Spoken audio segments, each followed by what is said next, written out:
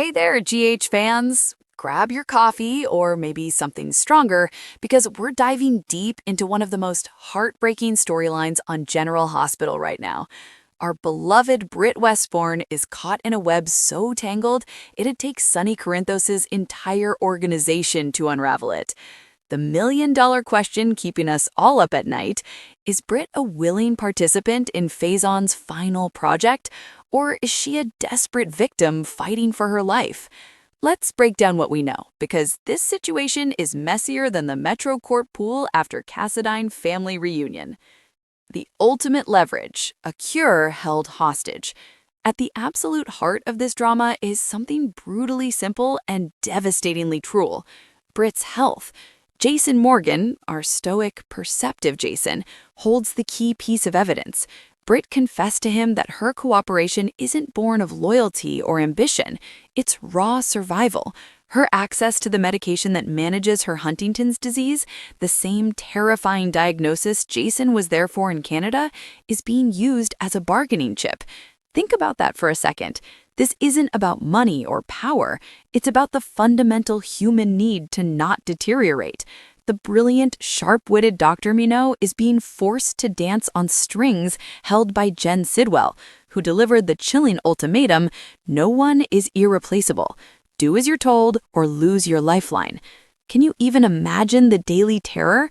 Trying to put on a brave face while knowing one wrong move could take away the very thing keeping you functional? Jason sees right through the facade. He notices the fear she tries so hard to mask, the deep-down dread that flickers behind her eyes. This isn't acting.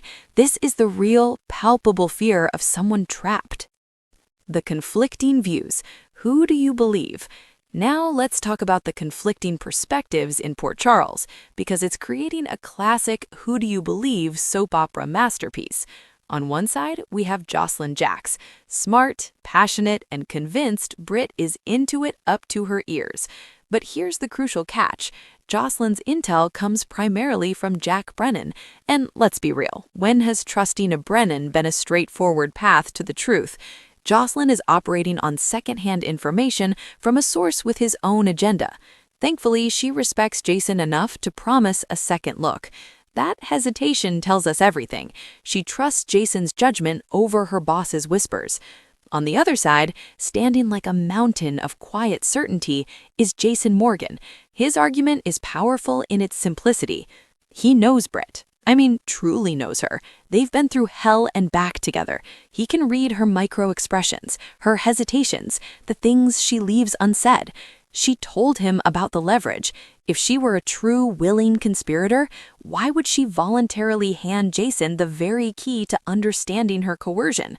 On that plane to Port Charles, she offered a crucial clue. The project involves cold fusion. A guilty party burying secrets doesn't usually drop sci-fi plot hints. He detects zero dishonesty. Jason's whole brand is reading people and situations with lethal accuracy. He hasn't sensed Britt lying to him. What he senses is fear, a desperate need to hold back the full truth to protect herself and possibly to protect him. The conflicting truth, not entirely in the dark. Here's where it gets morally gray and brilliantly soapy. To call Britt a pure, innocent victim doesn't quite capture her position. The spoilers confirm she's not in the dark. She was handpicked to replace the compromised Henry/Jerry Jacks, placing her at a high level. She understands the inner workings and the players involved. But knowledge isn't the same as power. She's a high-level prisoner, privy to secrets but utterly powerless to change her fate. The shocking return of Pascal Atkins as a butler, a man she believed dead, was a brutal reminder of her employer's long reach and capacity for surprise. It was a message: we control everything, even life and death. You are next. She carries this immense burden mostly alone, confiding only in her returned bestie, Brad Cooper. She hasn't even told Jason that Sidwell is her direct boss. Every piece of information is weighed. If I share this, will they take away my medicine? Will they hurt someone I love? The glimmer of hope, a path to freedom. So where does this leave our Britt? Dangling on a cliffhanger, of course. The central question hanging over the coming weeks isn't really if she's a victim, the evidence overwhelmingly points to yes, but what she will do about it. The real suspense is this: will Britt reach a breaking point where her trust in Jason outweighs her fear of her captors?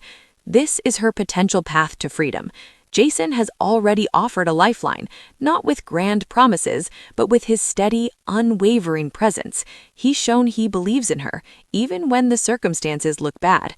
Add to that the return of Brad, a connection to her life before this nightmare, and you have the ingredients for a courageous turn. Imagine the scene: Britt backed into a corner, finally deciding that living on her knees isn't living at all, choosing to trust, to confess everything to Jason, and to fight back with the two people who see her for who she truly is, not a pawn, but Dr. Britt Westbourne.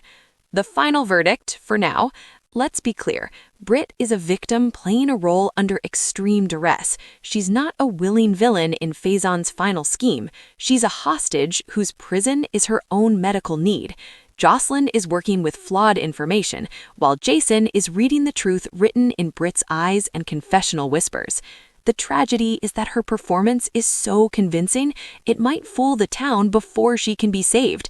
Her story is a heart-wrenching reminder that sometimes the strongest people are forced to make the most impossible choices. So, what do you think, GH fans? Is it only a matter of time before Britt breaks her silence? Will Jason and Brad be the key to her jailbreak? One thing's for sure, we'll be glued to our screens hoping for the moment this brilliant, fierce woman gets to fight for herself on her own terms. Stay tuned, because in Port Charles, the only thing predictable is the next shocking twist.